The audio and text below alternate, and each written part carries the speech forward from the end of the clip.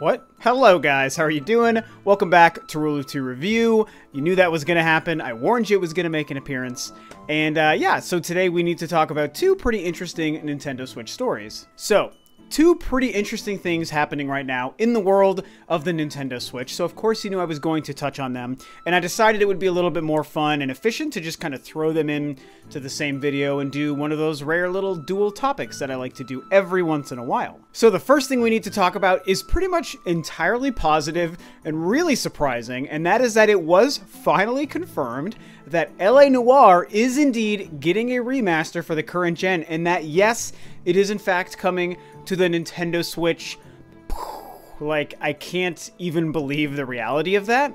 And it's weird because this goes back to many, many months ago. I think right around the time that the Switch was launching, maybe just a little bit before or after. I don't remember exactly when.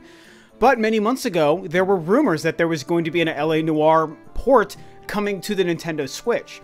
At that time, it was only a Nintendo Switch release. It is now confirmed that it is coming to the PlayStation 4, Xbox One, and the Nintendo Switch.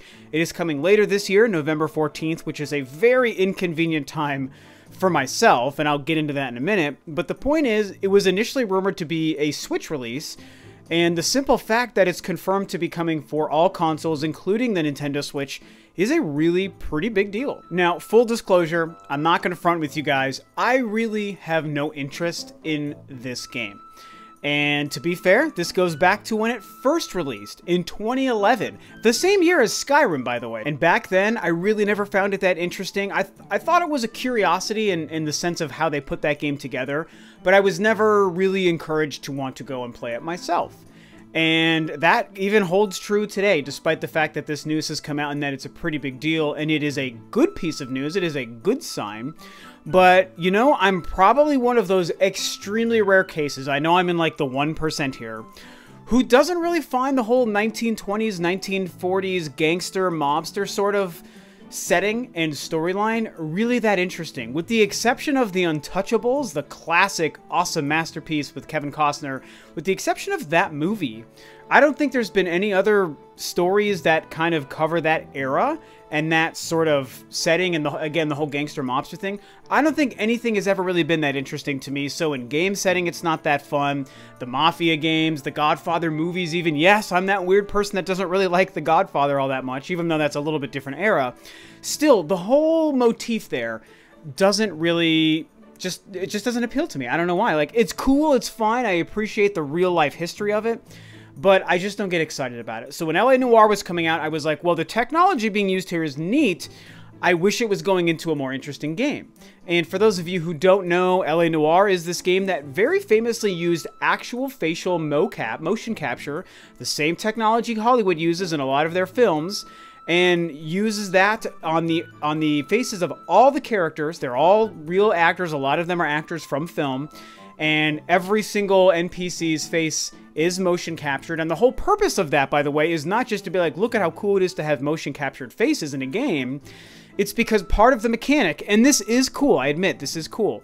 Part of the mechanic is that as you're investigating a crime scene, and you're talking to the people, the witnesses, you know, shop owners, what have you, to figure out what's going on and piece it together, you're supposed to read their facial expressions to determine who is being truthful and who is lying and try to get to the bottom of whatever it is you're doing.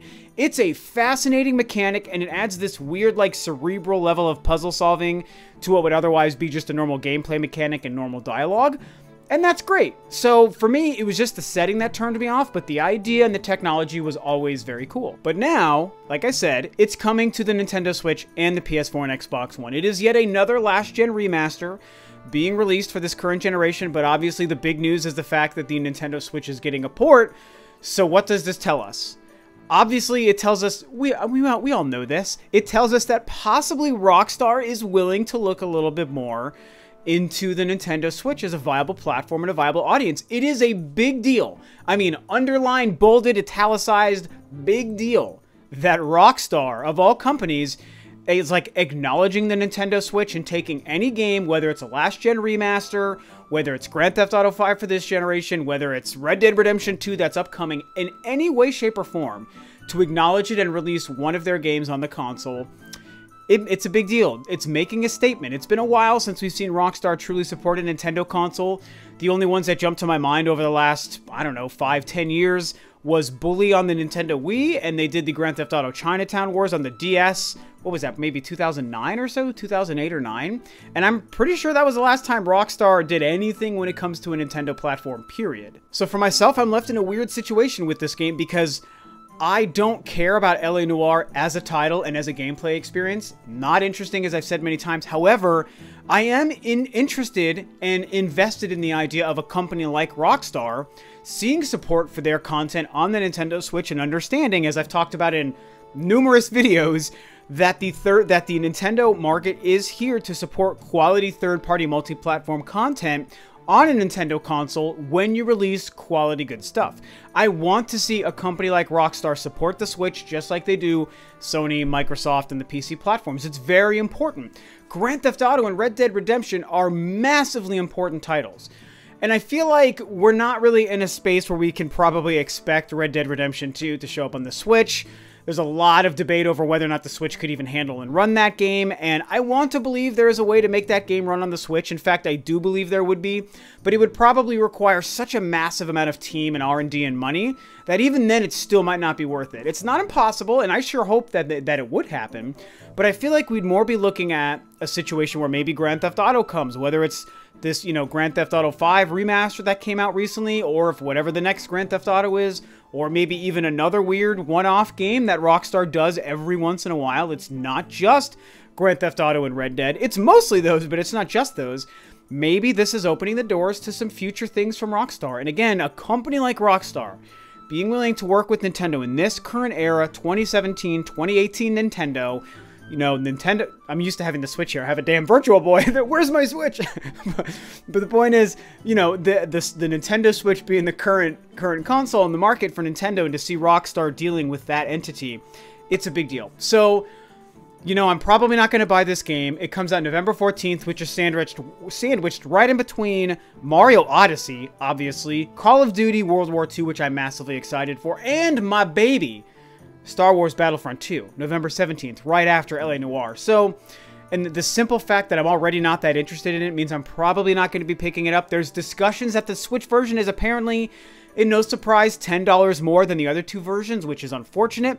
I hope that doesn't hold it back too much, but we're probably just going to have to get used to this. It's sad to see, but yeah, I hope the game is a quality port.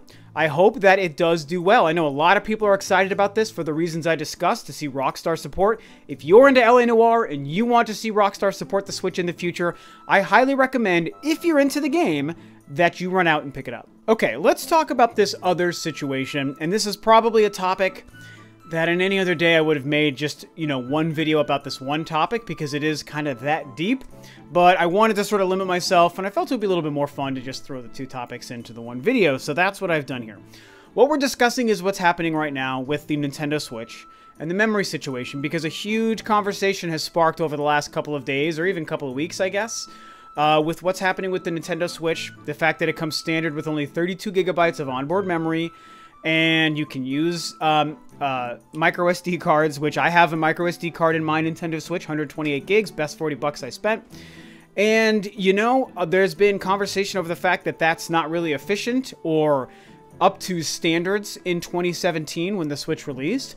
Then, of course, there's recent information about NBA 2K being one of the first examples of a third-party Switch game that requires, to access all the full features of the game, it requires you to have a micro SD in your Switch. You can't just use the regular amount of onboard memory. And to be fair, it's like 29 gigs or something, and I feel like that's not even available on the Switch once the OS takes up whatever it takes up of that initial 32. So we don't have enough room on the base Switch out of the box to be able to play one third-party game that's coming up, and probably a lot more.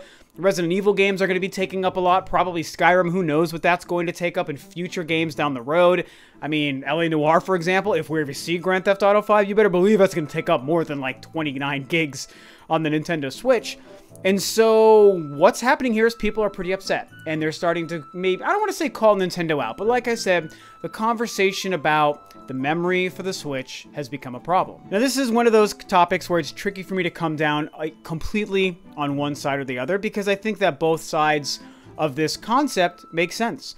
It makes sense that the Nintendo Switch has the available memory that it does, and then also that they ideally ask you to have other memory that's additional to the console that you purchase separate.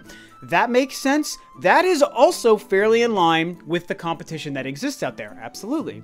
But then I also understand the idea that, hey, you know, a game coming out that requires you to have more space, a micro SD card inserted into your Switch because you can't access all the features of the game, only half of them, that's a problem. And, you know, that's also true. And I feel like it's one of those things where it sort of exposes a small flaw in the business model of what Nintendo chose to do. On the one hand, Nintendo chose a handheld, portable console hybrid thing, and so that reduces the ability for them to put a frickin' 1 terabyte hard drive in the Switch. You can't do it. It's a tiny little thing. You can't put a hard drive in there.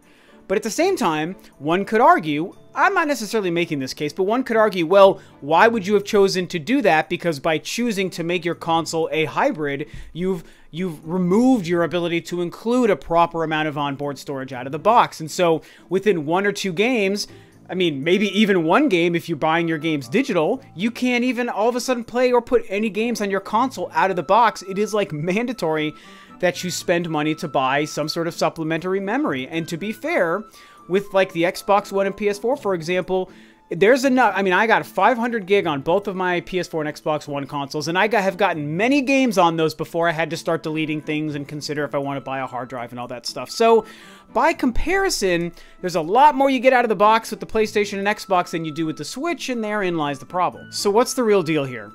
Well, at the end of the day, if we're being honest with ourselves, guys, it kind of doesn't matter what the real deal is. This is a situation I think that we're honestly just stuck with when it comes to the Nintendo Switch. This is the business model that Nintendo chose. This is the path that they chose. This is the bed that they have made.